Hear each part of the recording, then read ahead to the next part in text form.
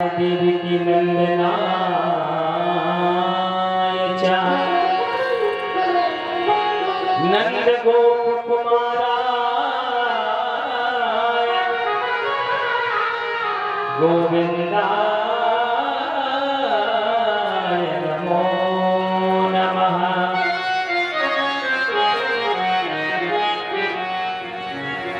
आपकी भगवान बार-बार आपके चरणों में बन रहा है।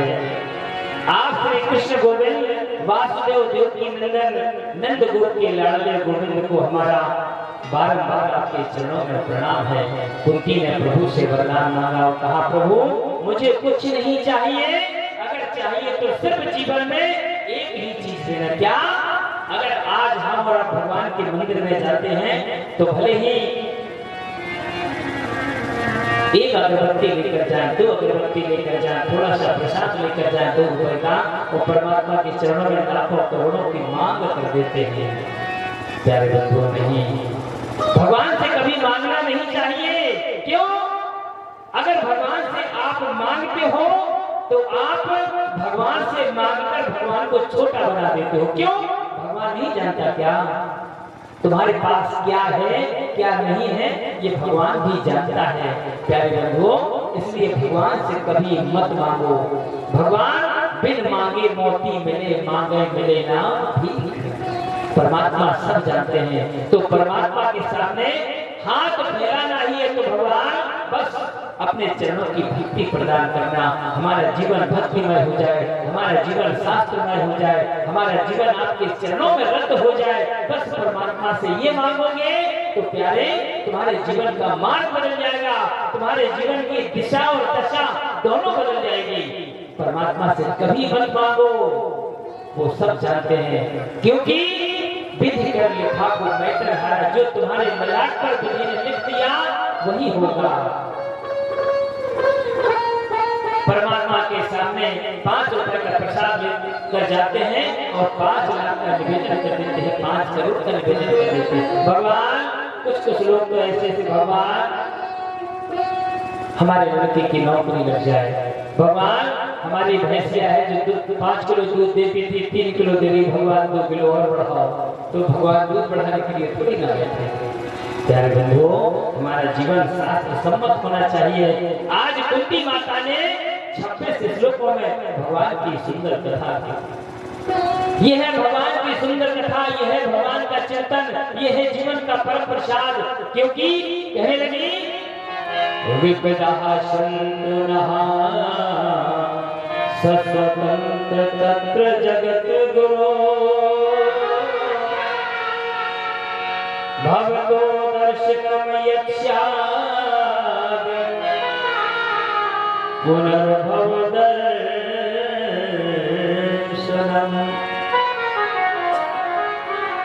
हे प्रभु, हमारे जीवन में पग पग पर सदा हमारे जीवन में कष्ट आते रहे। क्यों? कष्ट में ही आपका दर्शन हुआ करता है। कुंती ने कहा, प्रभु हमें केवल दुख दे दो और मुझे कुछ नहीं चाहिए, मूल मुख्य उद्देश्य हमारे नेत्रों से आपके दर्शन होते रहे, जिससे जन्म मृत्यु के चक्कर में नहीं आना पड़ता है। इतना प्रभु ने सुना और कहा, बस मैया कुंती बुआ, ये उल्टी गंगा क्यों बहती हो? हाँ, हमारे चरणों को छूती हो, मुझे बुरा लगता है। भगवान कुंती से बुआ कहते थे। कुंती बुआ इस प्रकार से भगवान के चरणों में निवेदन किया और बड़े भाव के साथ, बड़े प्रेम के साथ कुंती मैया परमात्मा के चरणों में निवेदन करती है, प्रभु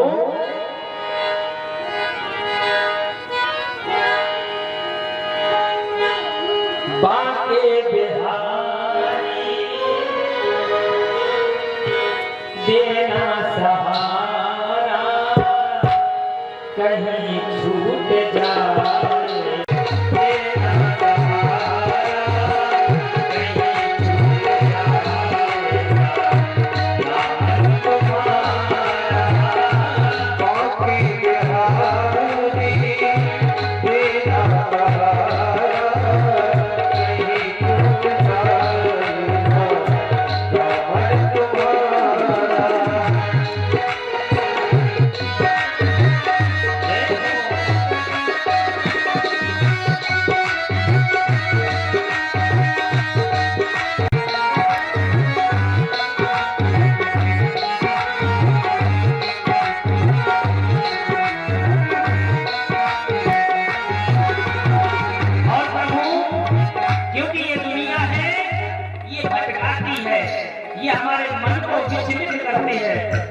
क्या तेरे रास्ते हटा दी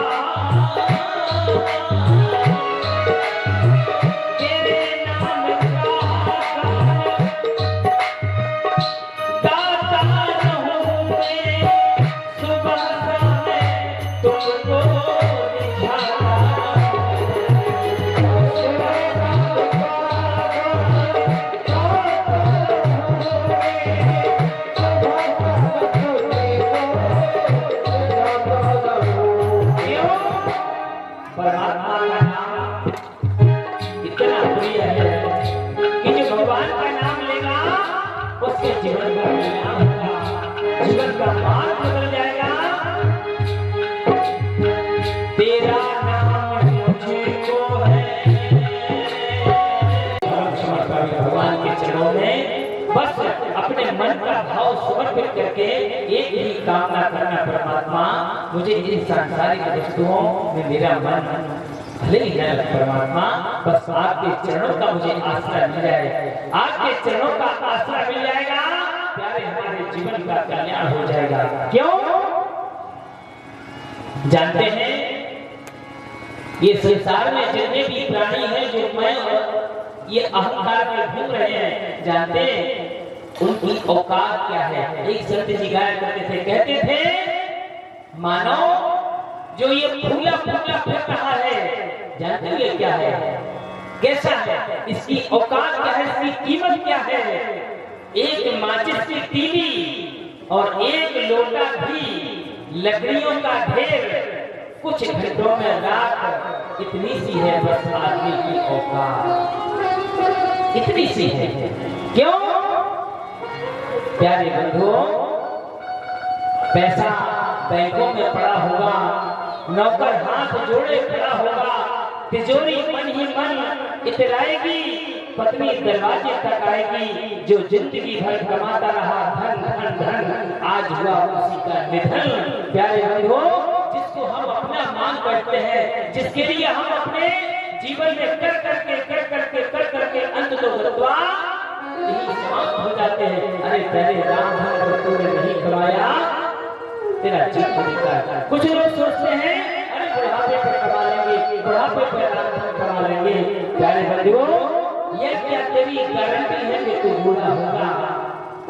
प्यारे बंधुओं, इस प्रकार से आज कुंती माता ने भगवान के पाद पद्मों में बार-बार प्रणाम किया और कहा प्रभु बस हमारे जीवन में मुझे केवल दुख ही दुख देना, जिससे हमें आपके चरणों की हमेशा कृपा बरसती रहे। एक रात्रि एकांत में युधिष्ठिर भगवान बैठे बैठे रो रहे थे, और जब रो रहे थे तो प्यारे बंधुओं भगवान कन्हैया पहुंचे। भगवान कन्हैया ने कहा युधिष्ठिर कारण क्या है तुम रो रहे हो? आखिर तो युधिष्ठिर ने कहा भगवान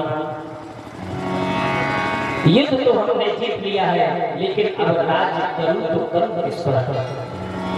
मैं ईश्वर राज्य करूं इन विधवाओं पर, इन छोटे छोटे बालकों पर, आखिर मैं क्या करूं? भगवान ने समझाने का प्रयास किया, लेकिन भगवान श्री कृष्ण भगवान ने जिस प्रकार से समझाया, पांडवों को लेकर प्रभु आज भीष्म के पास पहुंचे, जो बाणों की सैया पर अभी भी लेटे हुए थे युद्ध के बाद भी, क्योंकि उनको मृत्यु का वरदान था। जब उनकी इच्छा होती तभी उनके प्राणांत होंगे। प्यारे भाइयों, आज प्रभु पांडवों को लेकर गंगा पुत्र भीष्म के पास जैसे ही पहुंचे तो भीष्म पितामह गंगा पुत्र भगवान की वो सुंदर छवि देखकर मुस्कुरा गए। भगवान कहने लगे, सदैव देवो भगवान प्रतीक्षता कलेवरं मया विदितं महेरोम्यहम्। प्यारे बंधुओं, भगवान का वो सुंदर मुखारविंद देखकर भीष्म महात्मा अति प्रसन्न हुए और कहा, प्रभु बस हम आपके ही इंतजार में, ये हमारी शेष सांसें चल रही थी परमात्मा, और मुझे कुछ नहीं चाहिए, बस आपके चरणों की कृपा, आपका मुखमंडल जैसे ही देखा। प्यारे बंधुओं, भीष्म भगवान आज परमात्मा से विनती करने लगे, परमात्मा आपके चरणों की बस कृपा हो जाए तो मेरे जीवन का कल्याण हो जाए। और भगवान भीष्म पिता ने भगवान कृष्ण से कहा, हे परमात्मा, हे जगत के आधार, अब हमारा आपसे एक ही निवेदन है कि जो हमारी पुत्री है, अपनी हमारी जो पुत्री है उससे आप विवाह कर लीजिए। जैसे ये कहा तो पांडवों को बड़ा संकोच हुआ। पांडवों सोचा भीष्म महाराज का विवाह कब हो गया। प्यारे बंधुओं, इनकी जो मति रूपी जो मति है, ये मति को अपनी पुत्री मानते थे और उन्होंने कहा, हमारी मति आपकी बनेगी श्रीमती। कहने का मतलब हमारी जो मति है, बुद्धि है, भगवान आपके चरणों की दासी बन जाए और प्रभु इस प्रकार से हमें अपने चरण में ले लीजिए। इस प्रकार से पितामह भीष्म ने कहा, हमारी जो पुत्री है उससे आप विवाह कर लीजिए, अर्थात हमारी सुमति को अपने चरणों में लगा लीजिए। प्यारे बंधुओं, इस प्रकार से गोविंद भगवान ने जैसे ये वाणी सुनी वो गदगद हो गए। अंत में ध्यान लगाते हुए प्रभु के चरणों में देह त्याग कर प्रभु के धाम को चले गए। भगवान ने पांडवों का ये शोक दूर किया भगवान ने और अपने दिव्य धाम द्वारका को चले गए। बोलिए द्वारकाधीश भगवान की जय। गोविंद मेरो है, गोपाल मेरो है,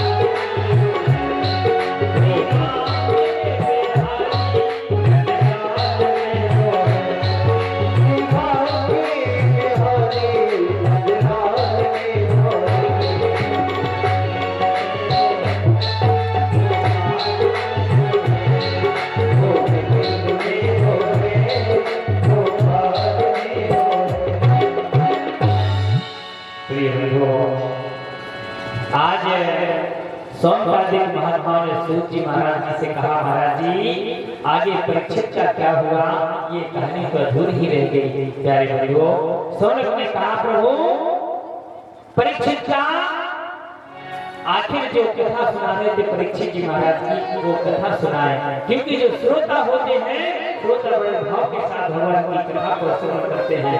तो उन्होंने कहा, सुनो ऋषियों, उत्तरा के गर्भ से सुंदर बालक का जन्म हुआ। ब्राह्मणों ने बालक का नाम रख दिया विष्णुदास, क्यों? जिसकी गोद में ये बालक जाए बस प्यारे बंधुओं उसी को ताकता रह जाए। प्यारे बंधुओं, इनका नाम पड़ा परीक्षित। एक दिन क्या हुआ? प्यारे बंधुओं, अर्जुन को प्रभु घुमाने के लिए द्वारका ले गए हैं। देखिए कथाएं तो बहुत हैं, क्योंकि 18,000 श्लोक प्यारे बंधुओं, 12 स्कंद, 335 अध्याय है। और 7 दिन में तो क्या, 1 साल में भी भगवान की कथा पूर्ण नहीं हो सकती है। प्रिय बंधुओं, इसलिए विद्वान जन कथा व्यासन परमात्मा की कथा को स्पर्श करते हुए धीरे धीरे स्पर्श करते हुए भगवान की कथा को श्रवण कराते हैं। जो कथा का परम सार है, परम तत्व है, वो आप लोगों तक जन जन तक पहुंच जाए, बस यही कथा का परम सार है। बंधुओं, एक दिन अर्जुन को घुमाने के लिए प्रभु द्वारका ले गए। प्यारे बंधुओं, जब बहुत दिनों तक वापस नहीं आए तो यहाँ पांडवों को बड़ी ही चिंता हुई। प्यारे बंधुओं, अभी तक अर्जुन नहीं आए, अभी तक अर्जुन नहीं आए, आखिर बात क्या है? प्यारे बंधुओं, इतने में बहुत समय के पश्चात 7 महीने के बाद आज अर्जुन जैसे ही आए तो उनकी बुरी दयनीय दशा थी। कदम लड़खड़ा रहे थे, गांडीव गिर जा रहा था, आंखों में आंसू बह रहे थे, कांतिहीन मुख था। युधिष्ठिर ने अर्जुन से पूछा, क्या बात है, आखिर तुम्हारे मुख को इस प्रकार से ये कांतिहीन क्यों है? द्वारका में सब कुशल तो है? प्यारे बंधुओं, अर्जुन चरणों में गिर पड़े और ये वंश का संहार का पूरा प्रश्न सुना दिया। अर्जुन बोले, महाराज, भगवान श्री कृष्ण ने मुझे ठग लिया, मेरे पराक्रम से देवता आश्चर्य मानते थे, उसे भगवान कृष्ण ने मुझसे छीन लिया। कुंती ने सुना, परंतु प्यारे बंधुओं, परमात्मा अपने परम धाम को चले गए तो प्रभु के चरणों में आज कुंती मैया ने उनके चरणों का आश्रय लेकर अपने प्राणों को त्याग दिया। पांडवों ने भी देर नहीं लगाई, अपने पौत्र परीक्षित को छोटी अवस्था में ही राज सिंहासन को की सत्ता सौंपकर आज पांडव भी द्रौपदी के साथ हिमालय की यात्रा को निकल पड़े। एक एक करके शरीर त्याग कर स्वर्गारोहण को प्राप्त हो गए। बंधुओं, इस छोटी अवस्था में राजा परीक्षित जी ने अपने बालों को संभाला और राज्य करने लगे। एक रात्रि उन्होंने विचार किया, कम से कम जाकर देखें तो हमारे दादा लोगों ने, हमारे पिता लोगों ने कैसा इनका प्रजा में नाम है। प्यारे बंधुओं, आज क्या हुआ, एक दिन राजा परीक्षित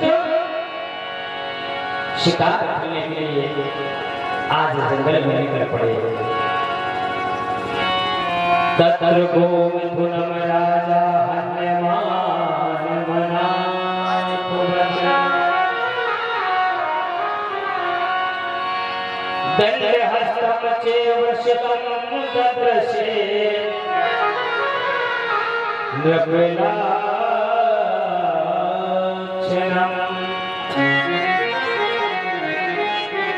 प्यारे बंधुओं, उन्होंने क्या देखा? जैसे शिकार करने के लिए जंगल में पहुंचे, उन्होंने क्या देखा? एक दुष्ट एक गाय और बैल को मारता हुआ चला रहा है। प्यारे बंधुओं, और जैसे ये देखा, तुरंत राजा परीक्षित जी ने तलवार निकाली, अरे दुष्ट, तू कौन है जो हमारे राज में एक गाय पर ये प्रहार कर रहा है और एक बैल को? प्यारे बंधुओं, जैसे ये देखा, क्या देखा? वो गाय माता रो रही है, गाय माता आंखों से अश्रु बहा रही है। प्यारे बंधुओं, आज जैसे ये गाय माता सामने आई, कहा, मेरा नाम धरती है, मैं पृथ्वी हूँ और हमारे ऊपर इतना अत्याचार हो रहा है, इतना अत्याचार हो रहा है कि मैं आज अपनी देखी हूँ, जहां देखो वहां अत्याचार, पापाचार, भ्रष्टाचार। प्यारे बंधुओं, राजा परीक्षित जी ने उस धर्म रूपी बैल से पूछा, आप कौन हैं? उसने कहा कि मेरा नाम धर्म है और ये आपका एक ही चरण है, 3 चरण कि सत्य तप दया नाम, ये धर्म के 4 चरण होते हैं। प्यारे बंधुओं, सत्य तप दया ये हमारे जो 3 पैर हैं वो कट चुके हैं, समाप्त हो चुके हैं। प्यारे बंधुओं, केवल बस हमारा एक ही पैर केवल शेष है। सत्य तप दया ये समाप्त, केवल दान ये जहां तहां ये होते रहते हैं, ये यज्ञ इत्यादि, ये भागवत भगवान की सुंदर सुंदर कथाएं ये हो रही है बड़े बड़े दानदाताओं की कृपा से। तो बस हमारा एक ही पैर ये शेष रह गया है। प्यारे बंधुओं, आज गौ माता पृथ्वी का रूप धारण करके आज विनती करती है, हमारे ऊपर इतना अत्याचार हो रहा है। प्यारे बंधुओं, आज जैसे ही राजा परीक्षित जी ने उनकी वाणी को सुना तो उस काले कलूटे से पूछ दिया, तुम कौन हो? उसने कहा, मेरा नाम कलयुग है। और कलयुग, अच्छा हमारे राज्य में कैसे? कि प्रभु आपका जहां तक निगाहें देखते हैं प्रभु आपका ही आपका राज्य है, मैं सर्वत्र आपका ही राज्य देखता हूं परमात्मा। तो आज कलयुग ने अपना परिचय दिया और कहा, प्रभु आप जहां मुझे रहने का स्थान दे दोगे बस मैं वहीं पर रहूंगा। प्रिय बंधुओं, तब राजा परीक्षित इस प्रकार जब ये वाणी सुनी तो राजा परीक्षित जी ने उस कलयुग को 4 स्थान प्रदान किए। 4 स्थान दिए। कहा 4 स्थानों पर तुम रह सकते हो। कहां? अभ्यर्थी तस्तरातश में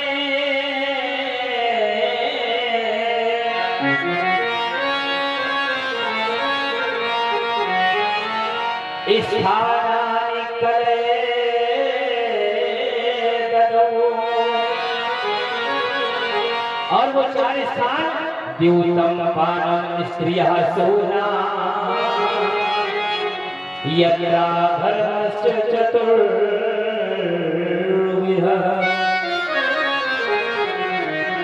पहला, जहां जुआ खेला जाता हो वहां तुम रह सकते हो।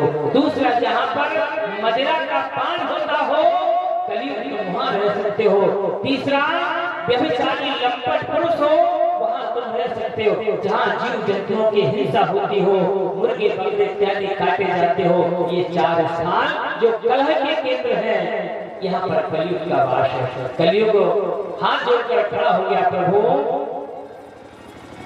जैसे यात्री वैसे कमरे, प्रभु ऐसा कभी हो सकता है? हमारे आपके चरणों में एक ही निवेदन है कि हमें आप एक स्थान और प्रदान करें। प्यारे बंधुओं, जैसे ये कहा तो आज कलयुग ने 5वां स्थान सोने में मांग लिया। और जैसे सोने में प्यारे मांगा तो जो राजा परीक्षित जी जो मुकुट पहने हुए थे, सोने का मुकुट था, उसी मुकुट पर आज कलयुग का वास हो गया है। प्यारे बंधुओं, सोने का मतलब संपत्ति नहीं। कौन सी संपत्ति? देखिए, संपत्ति भी 2 प्रकार की होती है, एक उलूक वाहिनी, एक गरुड़ वाहिनी। जो पाप से लूट हुए नंबर 2 का घर होता है, उसमें कलयुग का वास होता है। प्यारे बंधुओं, और जो गरुड़ वाहिनी लक्ष्मी होती है वो हमेशा घर में ठहरती है। क्यों? लक्ष्मी नारायण स्वयं जिस घर में प्रकट होते हैं, जिस घर में लक्ष्मी का वास होता है, नारायण सहित उस घर की लक्ष्मी कभी समाप्त नहीं होती है, क्योंकि उस पर परमात्मा की कृपा होती है। इस प्रकार से प्यारे बंधुओं, आज कलयुग का उस सोने पर वास हो गया। एक दिन शिकार करने निकले, रास्ता भटक गए। सभी ऋषि तपस्या कर रहे थे और जब तपस्या कर रहे थे उनको प्यास बहुत जोर से, प्यास की छीना जैसे ही सताई, पहुंचे महाराज से जल मांगा, लेकिन महाराज तो परमात्मा के चरणों में लीन थे। लेकिन उनके मस्तक पर जो मुकुट बैठा था, जो मुकुट रखा हुआ था, जिसमें कलयुग बैठा हुआ था, उनकी मति को भ्रमित कर दिया। एक काला सर्प बाण से उठाया और उस सर्प को लेकर सभी ऋषि के गले में डाल दिया। प्यारे बंधुओं, जब बुद्धि भ्रष्ट होती है ना तो लोग उल्टा कार्य करना शुरू कर देते हैं, संतों का अपमान शुरू कर देते हैं करना, ब्राह्मणों का सम्मान करना बंद कर देते हैं। बस जब हमारी बुद्धि भ्रमित हो जाती है तब आज क्या हुआ, सभी ऋषि के गले में आज वो काला सर्प डाल दिया। समाधि में वो नीच महात्मा कोई असर नहीं, यश अपयश का कोई भान नहीं। प्यारे बंधुओं, आज उनका पुत्र जो बालकों के साथ श्रृंगी ऋषि खेल रहा था और जैसे ही देखा हमारे पिता का अपमान, प्यारे बंधुओं कौशकी नदी से जल लिया और जब श्राप दे दिया। क्रोध के मारे आंखें लाल हो रही थी, अत्यंत हृदय में संताप भरा हुआ था। हे राजा कुलागार परीक्षित, तूने पूर्वजों की कीर्ति को कलंकित कर दिया है। तुम्हारे पूर्वजों की लोग गाथाएं लोगों के मुख से सुनी जाती हैं। तूने संत का अपमान किया है। जा, ये मेरा श्राप है। जिस काले नाग को तूने हमारे पिता के गले में डालकर मेरे पिता का अपमान किया है, यही काला नाग यही 7वें दिन तक ये तुम्हारी मौत का कारण होगा। प्यारे बंधुओं, बालक ने जैसे ही श्रृंगी ऋषि ने जल छोड़ा, ये श्राप राजा परीक्षित जी को मिल गया। प्रिय बंधुओं, अब समीक ऋषि महाराज की जैसे ही समाधि खुली, बालक के रोने की आवाज सुनी।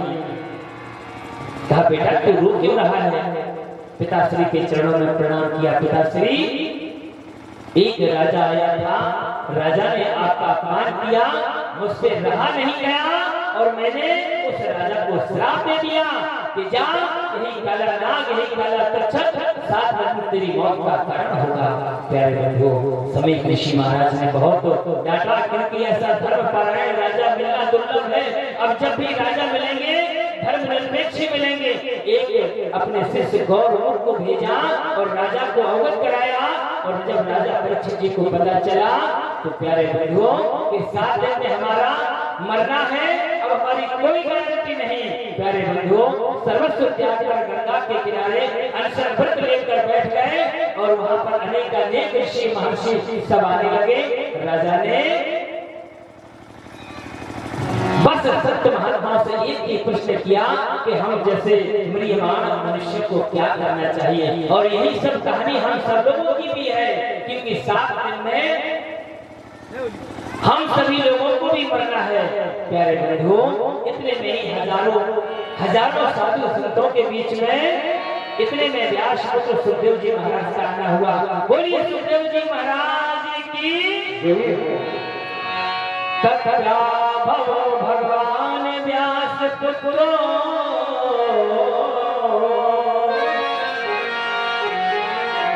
यद्रक्षया गामितं मानो लपेच्छा अलक्षिलिंग्यो निजिरा भटुष्टो व्रतश्च वालेर्वधूतवेशः।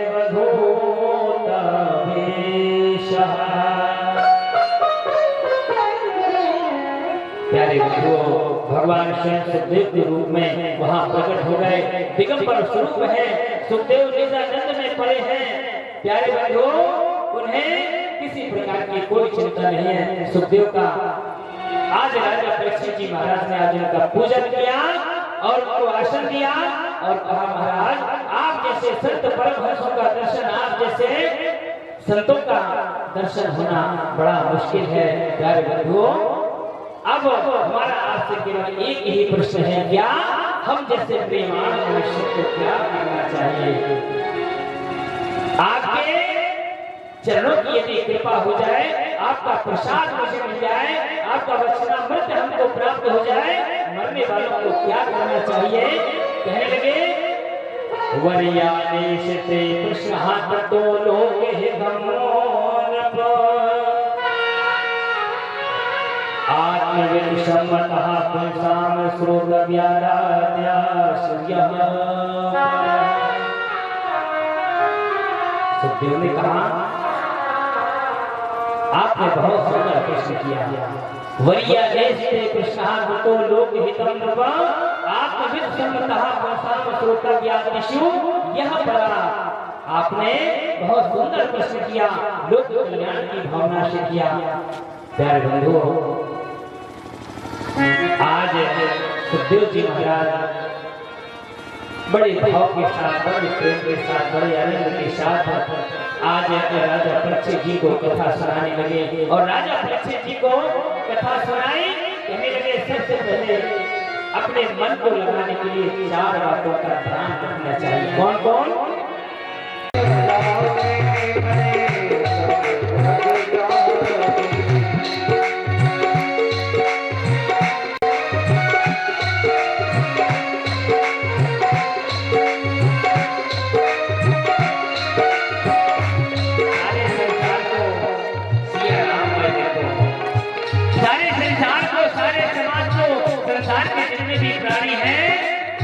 परमात्मा स्वरूप देखोगे तो प्यारे बंधुओं,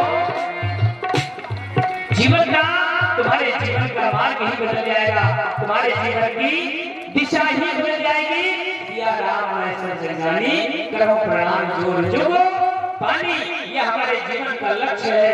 प्यारे बंधुओं, ये हमारे जीवन का परम धर्म है, हमारे जीवन का परम कर्तव्य है। और इस प्रकार से प्यारे बंधुओं, आज हमारे जीवन का जो परम ध्येय, जो हमारे जीवन का परम तत्व है, परम सार है, जो हमें हमारे जीवन को एक दिशा बतलाता है कि हमें क्या करना चाहिए, क्या नहीं करना चाहिए। प्यारे बंधुओं, इस प्रकार से आज राजा परीक्षित जी ने सुखदेव जी महाराज जी से प्रार्थना की, तो सुखदेव जी महाराज जी ने बताया परमात्मा को पाने के ये रास्ते हैं।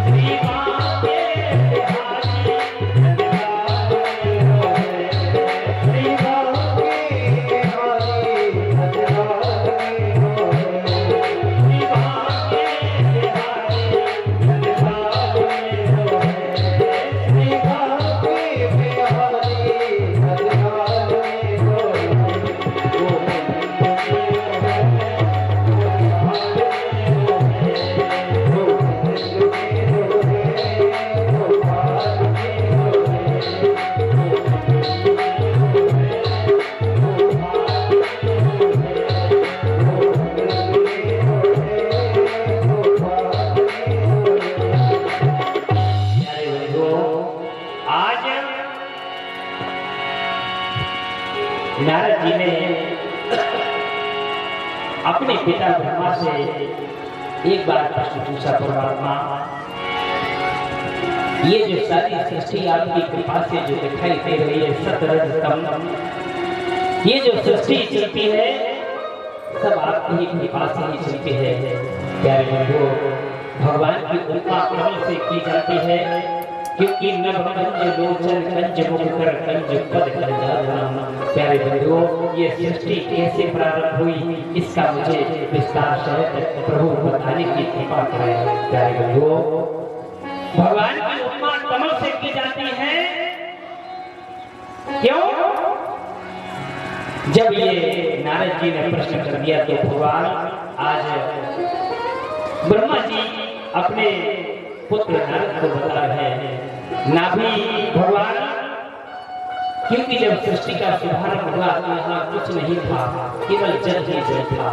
सारी इस धराधाम पर कुछ नहीं था परमात्मा के अलावा, और कुछ नहीं था। वही सृष्टि के पालन करता, वही सृष्टि करता, वही संहार करता, सिर्फ एक भगवान श्री कृष्ण जी। सृष्टि के प्रारंभ में भगवान ने अपनी नाभि कमल से ब्रह्मा जी को प्रकट किया, और जब ब्रह्मा जी को प्रकट किया तो ब्रह्मा ने जब नाल कमल से ही जैसे ब्रह्मा जी ने देखा तो ब्रह्मा जी नाल कमल को देखते देखते देखते देखते उस कमल के सहारे, उस नाल के सहारे प्यारे बंधुओं रसातल तक पहुंचे, देखा वहां जल ही जल नजर आ रहा था। ऊपर जाकर देखा जल ही जल नजर आ रहा था। प्यारे बंधुओं, आज ब्रह्मा जी ने चारों तरफ जैसे ही देखा, आज ब्रह्मा जी चतुरानन हो गए, चारों मुखों से देखा, चारों ओर जलवायु का दर्शन हुआ। ब्रह्मा सोच रहे हैं हमें किसने पैदा किया, कुछ समझ में नहीं आया। कमल नाल में पुनः वो चले गए, शायद नीचे कोई होगा, वहां जाकर देखा तो सिर्फ एक ही शब्द सुनाई पड़ा, तप तप। ब्रह्मा जी तप करने लगे और जब कठोर तप किया ब्रह्मा जी ने तो भगवान ने आकर उनको दर्शन दिया। और जब दर्शन दिया और उन्होंने 4 श्लोकों में पूरी भागवत आज ब्रह्मा जी को ज्ञान दे दिया। इसको चतुश्लोकी भागवत कहते हैं। प्रथम श्लोक में उन्होंने तत्व का उपदेश दिया, दूसरे श्लोक में माया का परिचय दिया, क्योंकि माया महाठगिनी हम जाने। ये माया सारे संसार को कैसे भ्रमित कर रही है, उस माया का परिचय दिया। और तीसरे श्लोक में ब्रह्मा जी ने, प्यारे बंधुओं, भगवान ने ब्रह्मा जी को उपदेश दिया। तीसरे श्लोक में बताया ये सारे संसार, ये जगत का परिचय दिया। चौथे श्लोक में जिज्ञासा के विषय में, प्यारे बंधुओं, भगवान ने कहा ब्रह्मा जी, अहमेवास मेवा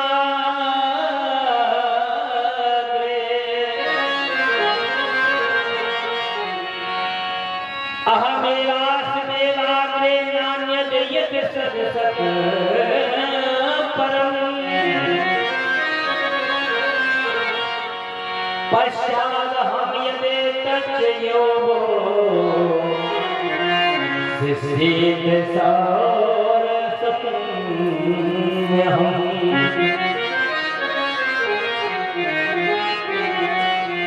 ब्रह्मा जी से भगवान ने कहा, हे ब्रह्मा,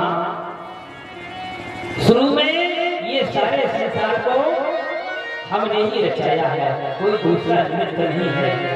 देखिए, हर चीज के प्रकट होने के 2 कारण होते हैं, एक निमित्त, एक उपादान।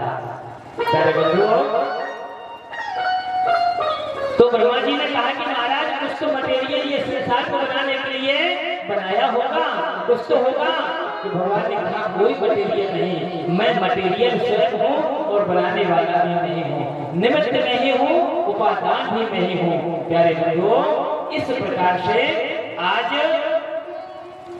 भगवान ने आज ब्रह्मा जी को पूर्ण ज्ञान दिया और चतुश्लोकी भागवत के रूप में, ये चतुश्लोकी, ये जो श्रीमद् भागवत महापुराण है, 4 श्लोकों में पूर्ण भागवत का ज्ञान दे दिया।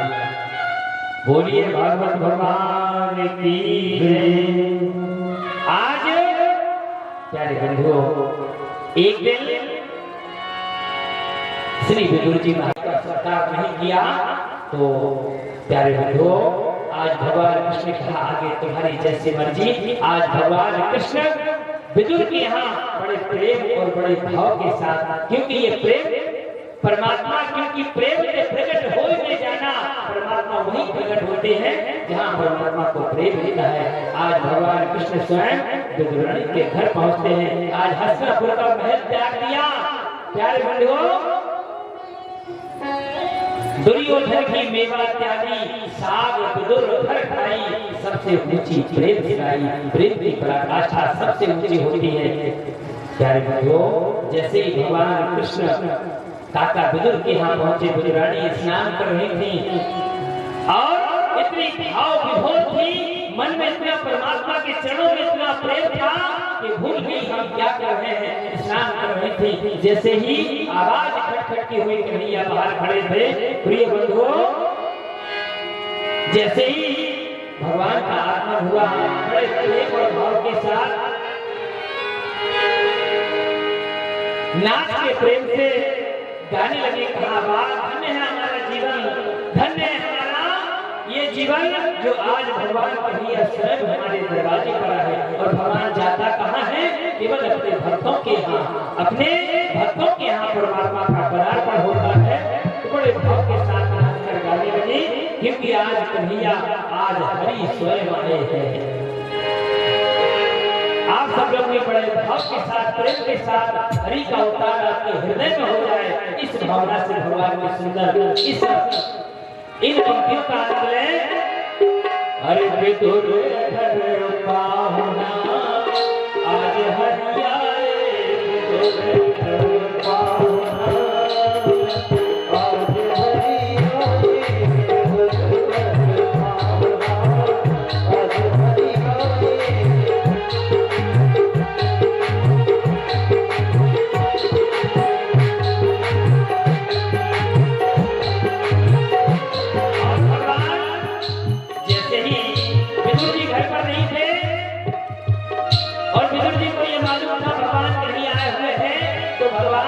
कुछ खिलाने के लिए कुछ प्रसाद देने के लिए माता मिश्री लड्डू लेने के लिए चले गए और यहाँ विद्राणी मैया ने जैसे भगवान कन्हैया को देखा हृदय उनका व्याकुल हो गया, प्रेम में बड़ी मस्त हो गई और वो स्नान कर रही थी।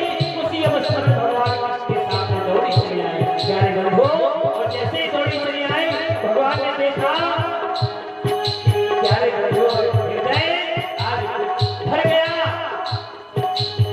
ये है भगवान के दर्शन का, ये है प्रेम की पराकाष्ठा। आज विद्राणी ने ये नहीं देखा कि मैं किस अवस्था में हूं। भगवान ने अपना पीताम्बर लिया और विद्राणी काठी को उठा दिया और उठाया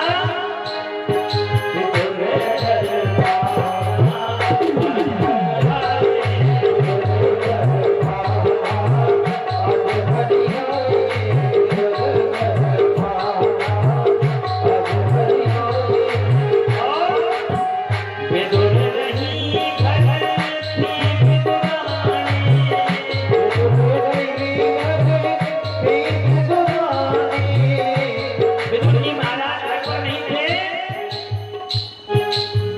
विदुर नहीं घर थी विदुरानी,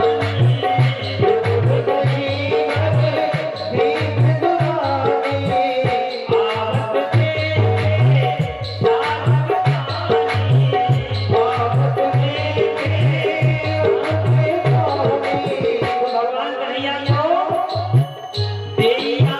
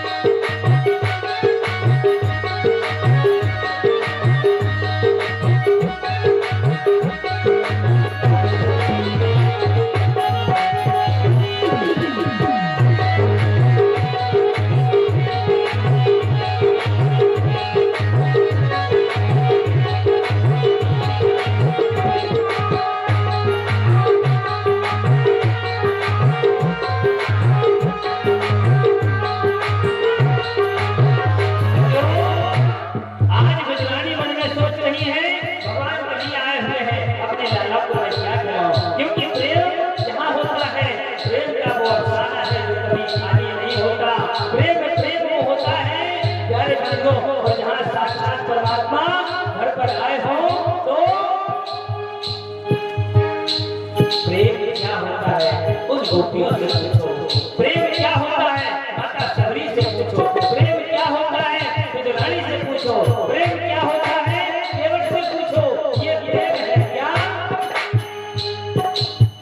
विद्राणी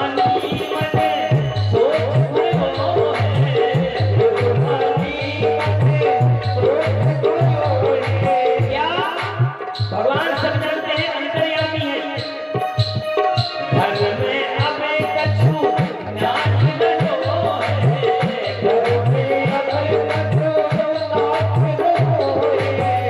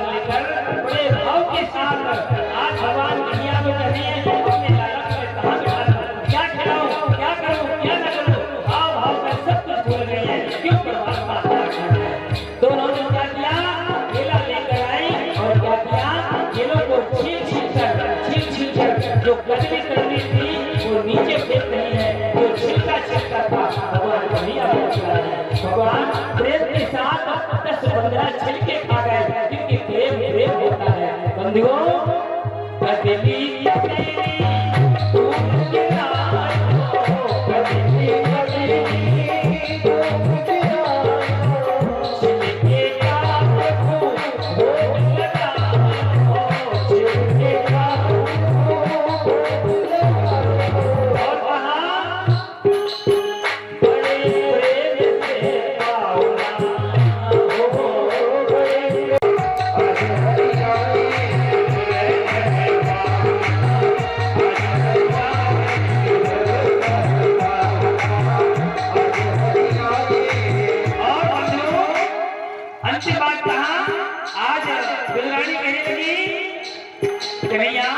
हमारे पास कुछ नहीं है, बस यही प्रसाद है। तो भगवान अपने भाव में आकर बड़े प्रेम के साथ आज छिलकों को खा रहे हैं और कह रहे भैया ताकि हम व्यंजन के भूखे नहीं हैं, अगर है तो किसके हैं, सुना हो भी दूर रहा है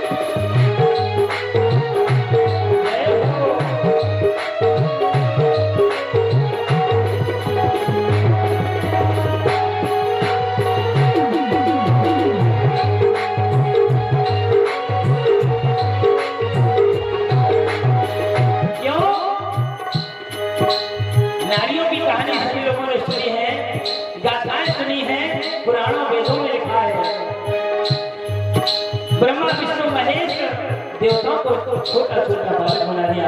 माता सती अनुसुईया सती अनुसुईया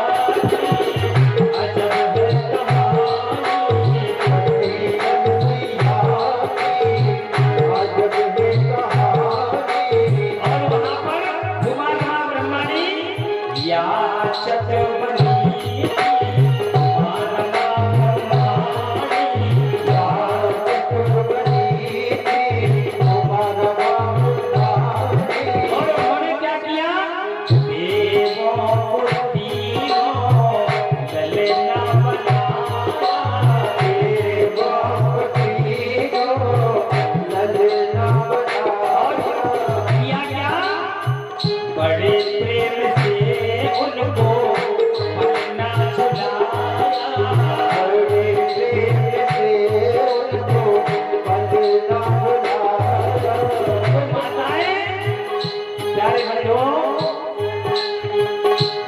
कैसी है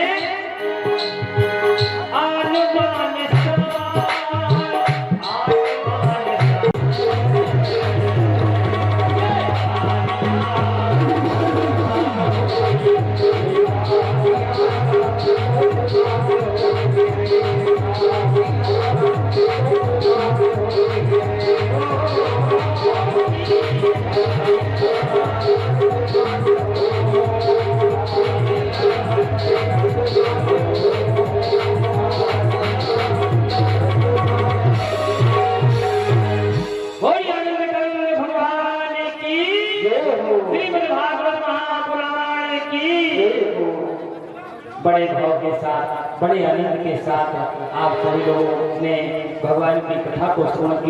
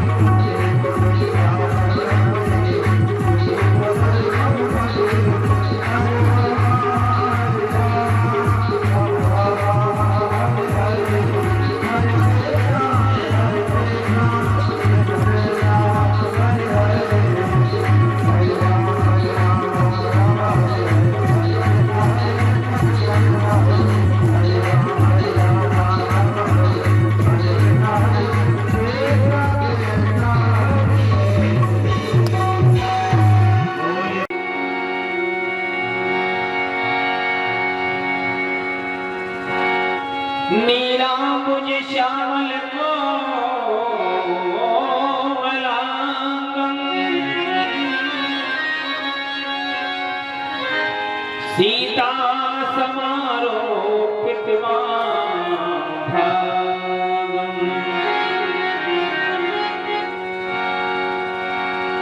बाणो महासायक चारु चापम नमामि रामं रघुवंशनाथम्।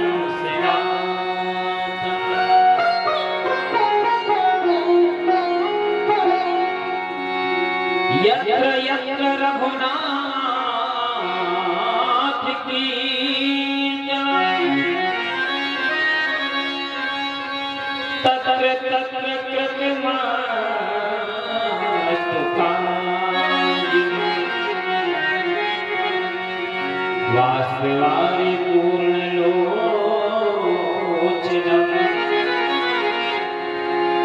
मारुति नमत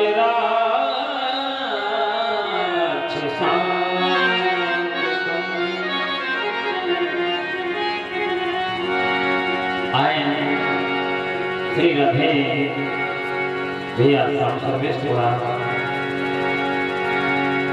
श्री राधे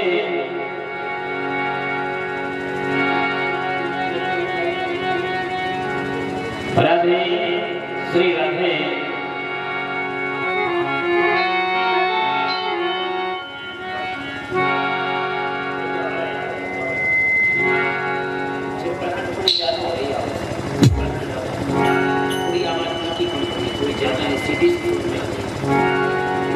श्री राधे जय श्री राधे जय श्री राधे जय श्री कृष्णा श्री राधे जय श्री राधे जय श्री कृष्णा जय श्री राधे जय श्री कृष्णा जय श्री राधे श्री राधे जय श्री कृष्णा श्री राधे आए प्रभु के पाद पद्मों में बारंबार प्रणाम करते हुए श्री राधे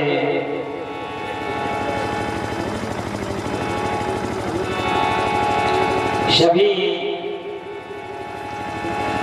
हमारे भगवत चरणाराधियों भगवत चरणों की कृपा से जो आज हमारे सभी भक्तजन विराजमान हैं, आप सभी लोग जहां तक ये आवाज जा रही हो यथाशीघ्र अपने दैनिक कार्यों से निवृत्त हो और भागवत पांडल में आने की कृपा करें, क्योंकि आज भगवान कन्हैया का जन्मोत्सव बड़ी धूमधाम से मनाया जाएगा।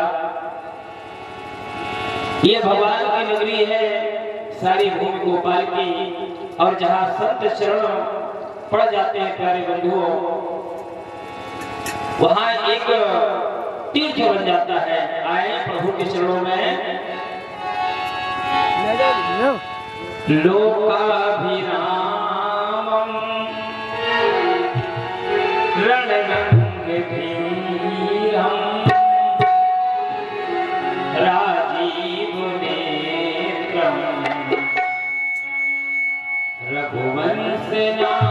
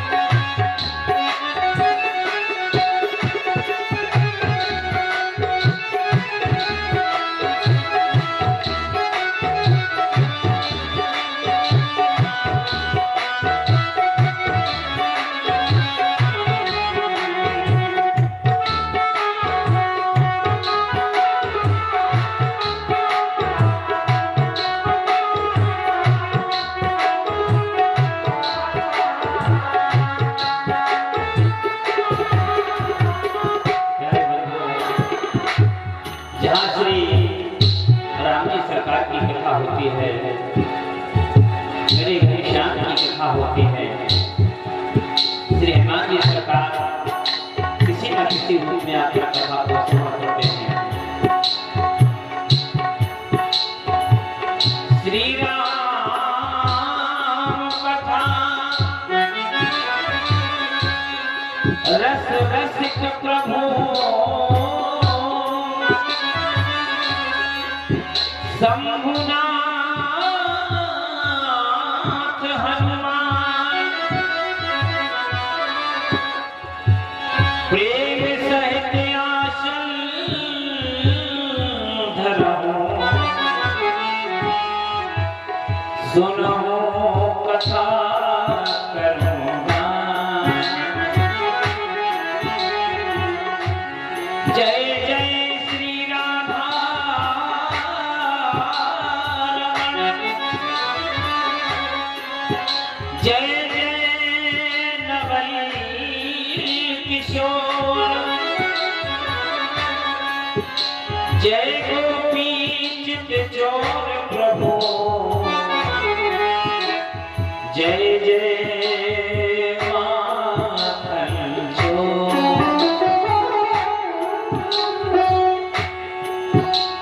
श्री राधा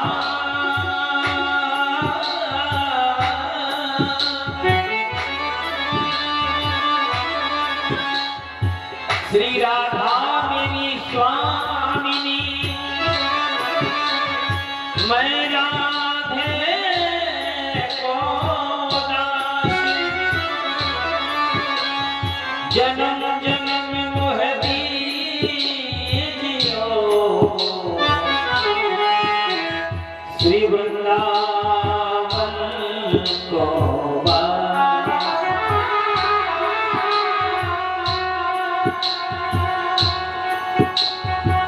ले सदा सुधि दीन की,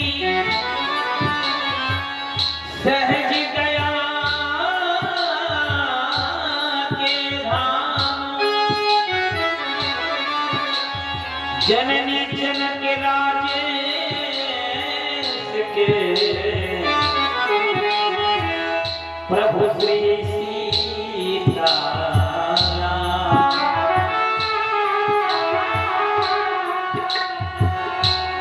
जय जय मैया लक्ष्मी, जय गज बदन गणेश, जय जय माता शारदे, जय जय भारत देश। प्रभु के चरणों में एक ही कामना अर्पण कर छोड़ा।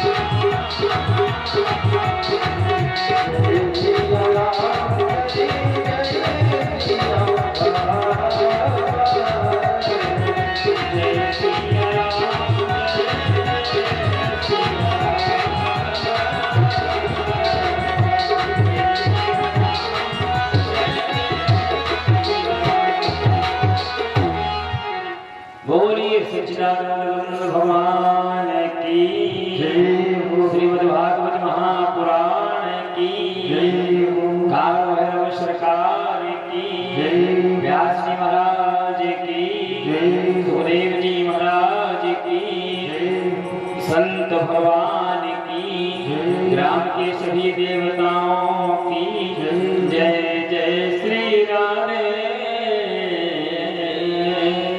श्याम।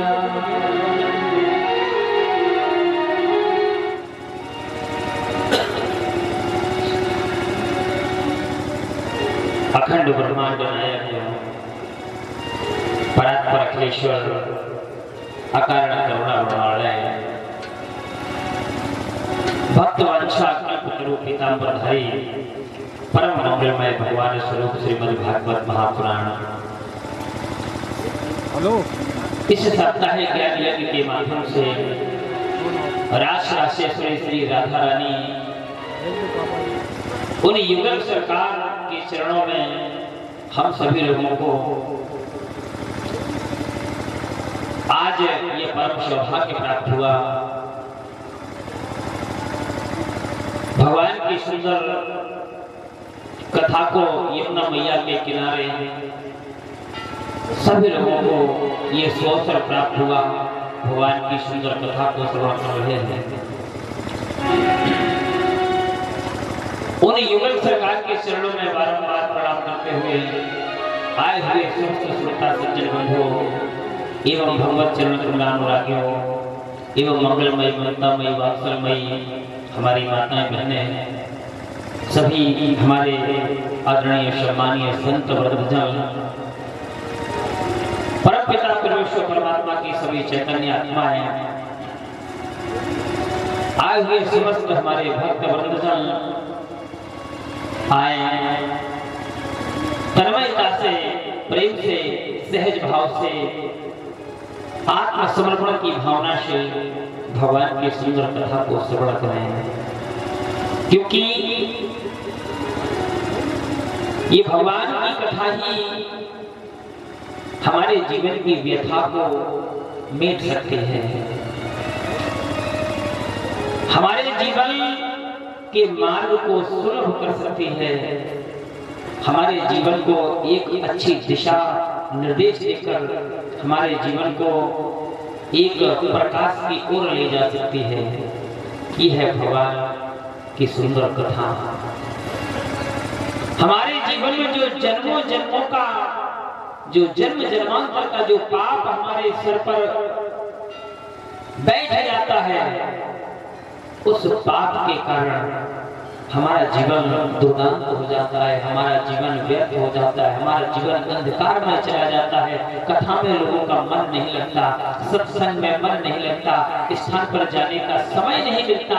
प्यारे समय तो सबके लिए वही है, लेकिन जो संत वृद्धजन होते हैं, भक्तजन होते हैं, भगवान के लिए कुछ समय निकाल लेते हैं। बाबा जी से कहा, बाबा जी ने निकालना चाहिए।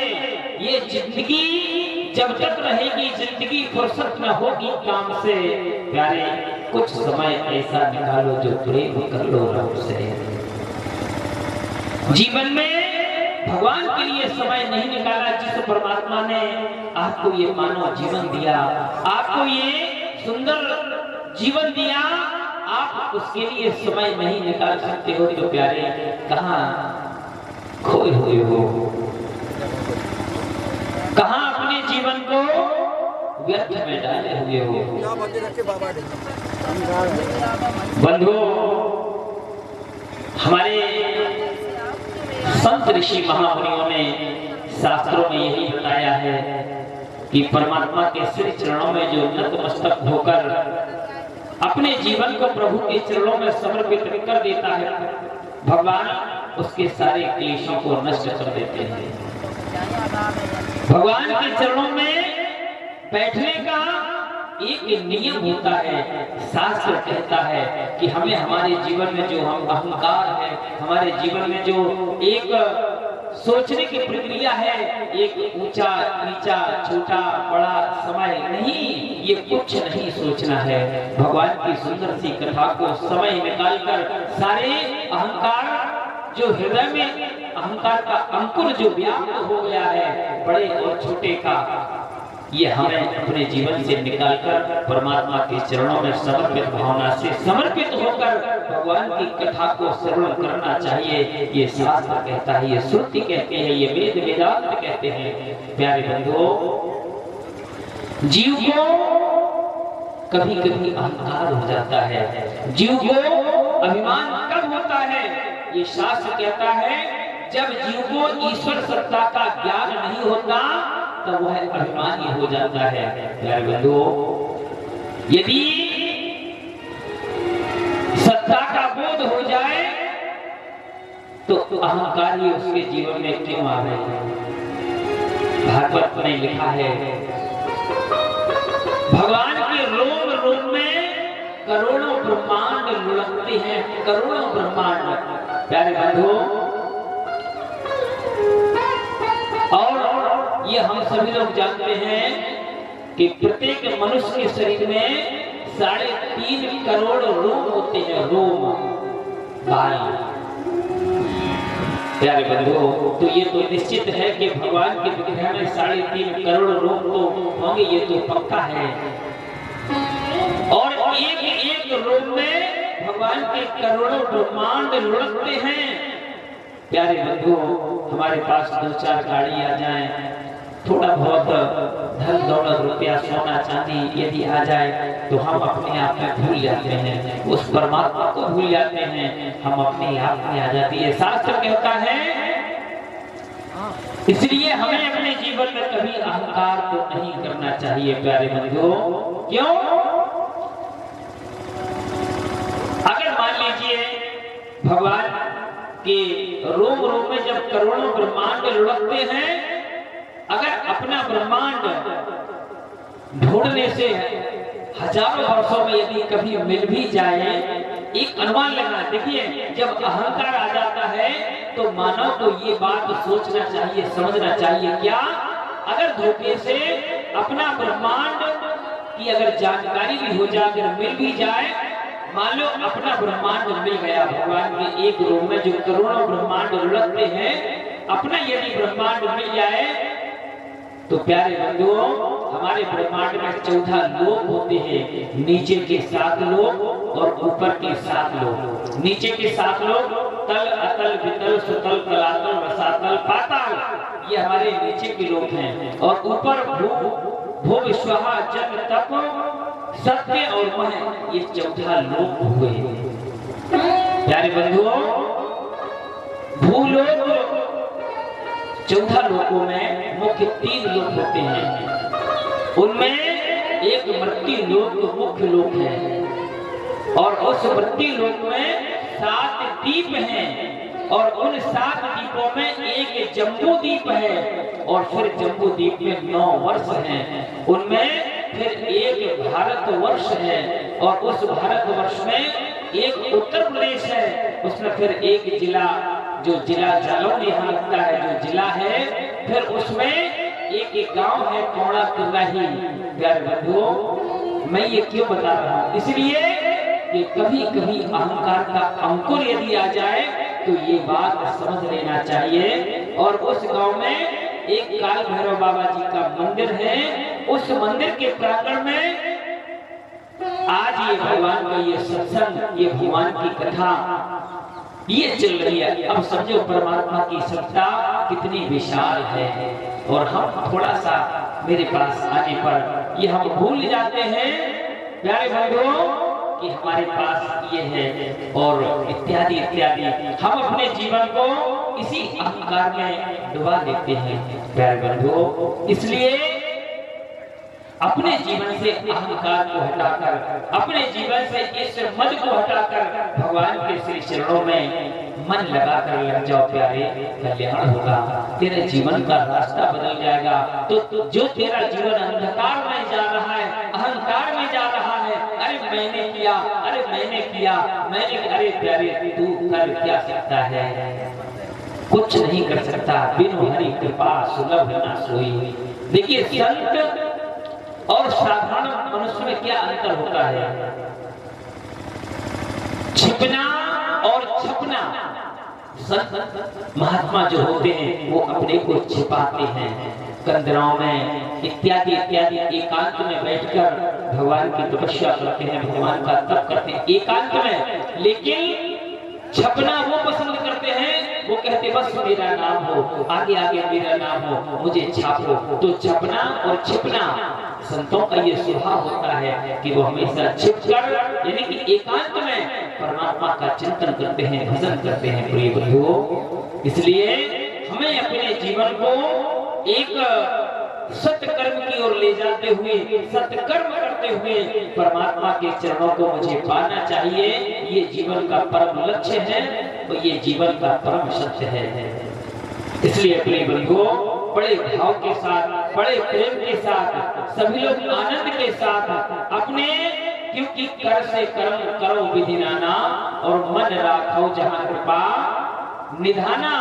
इसलिए हमें प्रेम के साथ, आनंद के साथ, हर व्यक्ति के साथ मेल जोल कर रहना चाहिए। ये शास्त्र हमें सिखाता है। अच्छा ये बताइए, जहाँ पर इतने सभी लोग विराजमान लोग हैं, कथा किसने नहीं सुनी? सबने सुनी। एक बार नहीं, कई बार सुनी। 2, 4, 10, 20, 50 बार कथा सुनी होगी। लेकिन कथा सुनने से आपके जीवन में कोई परिवर्तन आया? अरे भाई, कथा को सुना, सुनने के बाद, श्रवण करने के बाद उस कथा को अपने जीवन में उतारने का प्रयास करो। अगर कथा में कोई एक अच्छी बात लग जाए कि महाराज जी ने आज सत्संग के विषय में ये कहा, हमें सुबह उठकर ब्रह्म मुहूर्त में उठना चाहिए, भगवान का चिंतन मनन करना चाहिए, तो अगर इस सत्संग से जीवन में अगर कोई बात मिल जाए तो प्यारे उसको ग्रहण करना चाहिए। ये हमारे जीवन का परम लक्ष्य है। इसलिए सभी से बड़े भाव के साथ, प्रेम के साथ, क्योंकि ये संतों का स्वभाव होता है। देखिए राम जी सरकार ने बानरों की सेना ही क्यों अपने साथ में रखी? क्योंकि जैसे कि हम और आप कहीं अगर जाते हैं तो घर घर में लिखा हुआ देखा है, और आप सभी लोग भी जानते हैं, घर के बाहर लिखा रहता है कुत्ते से सावधान, कुत्ते से सावधान। हालांकि उस घर में इंसान रहते हैं, लेकिन उसमें लिखा रहता है कुत्ते से सावधान। प्यारे बंधुओं, समय कितना परिवर्तनशील हो गया है। पहले लिखा रहता था जय जय श्री राम, जो निकले इस रास्ते सबको सीताराम। इस प्रकार के सुंदर से वाक्यांश लिखे रहते थे। लेकिन आज कितना परिवर्तन आ गया प्यारे बंधुओं। इसलिए अपने जीवन को विनम्र बनाते हुए, क्योंकि जो झुकता है उसमें जान होती है, अकड़ना मुर्दे की पहचान होती है। बंधुओं, हमें हमेशा झुककर, विनम्र होकर, ये हमें कथा सिखाती है, विनम्र जीवन जीना चाहिए। क्योंकि जो झुका हुआ वृक्ष होता है वो फलदार होता है। बढ़तन बढ़तन बढ़ गए जैसे पिंड खजूर। प्यारे बंधुओं, ऐसे बढ़ने से क्या फायदा, ऐसे बड़े होने से क्या फायदा जो स्वयं को भी आनंद न दे सको, जो स्वयं का जीवन भी सुखमय न बिता सको, दूसरों का तुम क्या कर सकोगे? क्योंकि दुख में रोने वाले मुस्कुराना सीख लो, किसी के दुख दर्द में तुम काम में आना सीख लो। जो खिलाने में मजा है वो आप खाने में नहीं, किसी के दुख दर्द में आंसू बहाना सीख लो। प्यारे बंधुओं, अगर ऐसे सुंदर कार्यों में आप लोग यदि सहायक होते रहेंगे, दूसरों के कार्य में यदि आप हाथ बटाते रहेंगे, तो परमात्मा भी आपका सहायक होगा। इसलिए बड़े भाव के साथ, बड़े प्रेम के साथ, हृदय से हृदय मिलाकर, ज्योत से ज्योत जलाकर अपनी ये जीवन रूपी गंगा को बड़े प्रेम के साथ बहाओ। क्योंकि यमुना के किनारे सुंदर सी कथा पूरी आप श्रवण कर रहे हैं। संत जी गाया करते थे,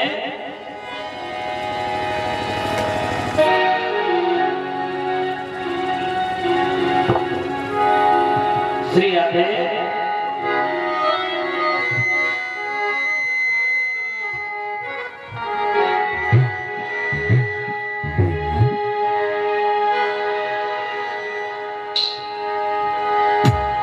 ज्योति से ज्योति जलाते चलो,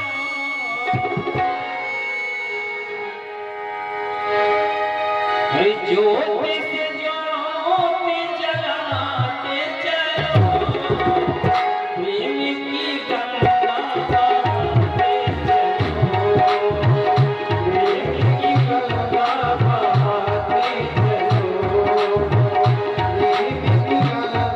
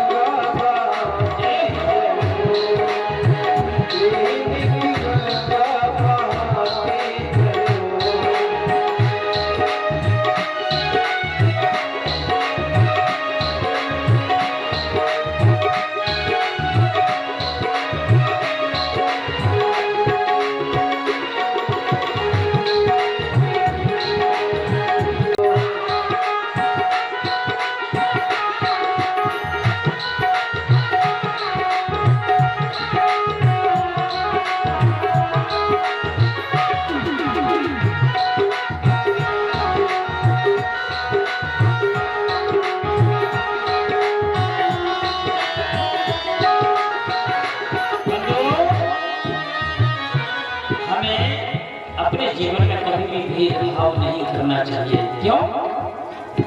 भगवान से केवल एक ही नाता रखो, भक्ति का, हरि से एक कर नाता, और प्रभु से अगर ये नाता रखोगे, देखिए परमात्मा से एक नाता बनाकर तो रखो, क्योंकि जहां एक नाता हो जाता है वहां प्रेम की अनुभूति होती है। भगवान श्री कृष्ण और अर्जुन में कितने नाते थे मालूम है?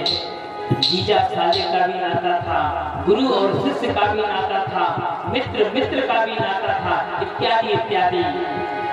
भक्त और भगवान का भी नाता था, प्यारे बंधुओं। और भगवान कृष्ण ने प्रेम में जानते हो क्या किया? भगवान भूल गए कि हम भगवान हैं और अर्जुन के रथ को भगवान हाथ में लिए। ये प्रेम की पराकाष्ठा है बंधुओं। प्रेम दिवस अर्जुन रथ हाक्यों, भूल गए ठकुराई, सबसे ऊंची प्रेम सगाई।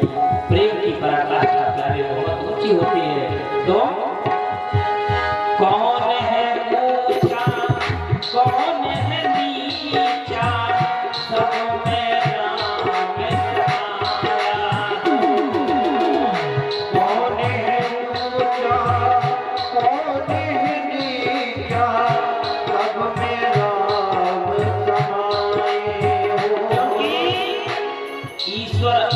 जीव अविनाशी, सब ईश्वर के अंश हैं और सबका परमपिता परमेश्वर परमात्मा है। हमें ये कभी भूलना नहीं चाहिए।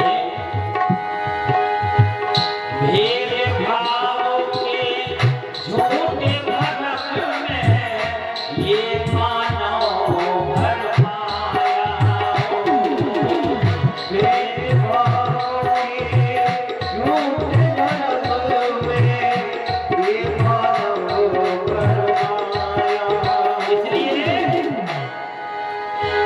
धर्म ध्वजा फहराते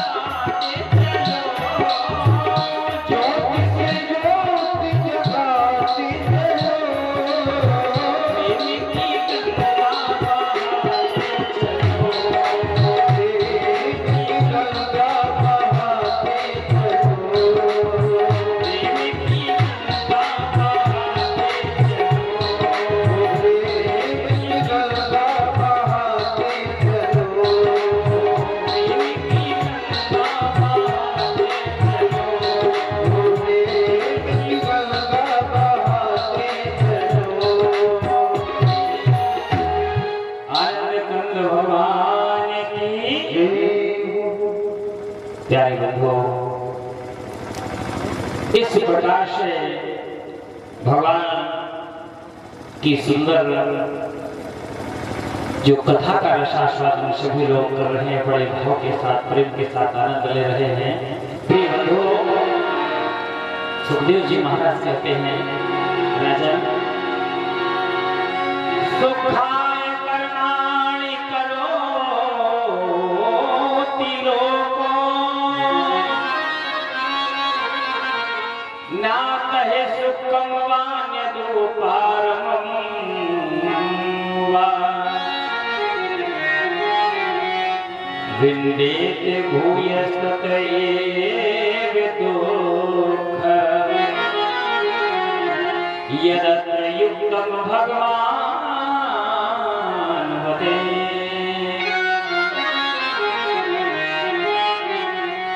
बंधुओं, आपने कल बड़े भाव के साथ, बड़े प्रेम के साथ, बड़ा ही आनंद लिया भगवान के श्री चरणों का।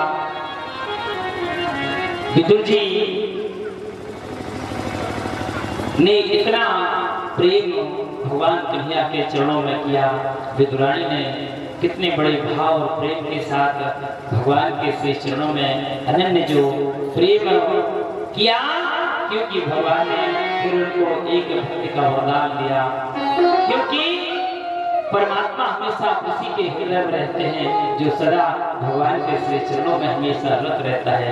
प्यारे बंधुओं, इस प्रकार से उद्धव विदुर जी ने भगवान के श्री चरणों में, देखिए उनके पास भले ही कुछ नहीं था, लेकिन हृदय के उनका भाव, उनका प्रेम जब भगवान ने देखा तो परमात्मा ने कहा, देखिए क्योंकि भगवान के ऐसे ऐसे भक्त पड़े हैं, अनेक अनेक भगवान की कथाएं हैं, अनेक अनेक ऐसे जीवन में उदाहरण हैं, क्योंकि जिन्होंने सिर्फ परमात्मा के चरणों का आश्रय लेकर उन्होंने अपने जीवन को आज सुखमय बना लिया और आज सारे संसार में विख्यात हो गए, प्रख्यात हो गए। प्यारे बंधुओं, आज मैत्रेय मुनि जो हरिद्वार क्षेत्र में विराजमान हैं, वहीं भगवान के श्री चरणों में मन लगाकर रहते हैं। और विदुर जी जैसे ही आज विदुर मैत्रेय का मिलन हुआ तो मैत्रेय मुनि ने कहा, विदुर आपने तो भगवान की कृपा से परमात्मा के चरणों का परम अनुराग प्राप्त कर लिया, आप तो भगवान के साथ में भी रहे हो, परम पिता परमेश्वर परमात्मा भगवान कृष्ण की आप पर परम कृपा है।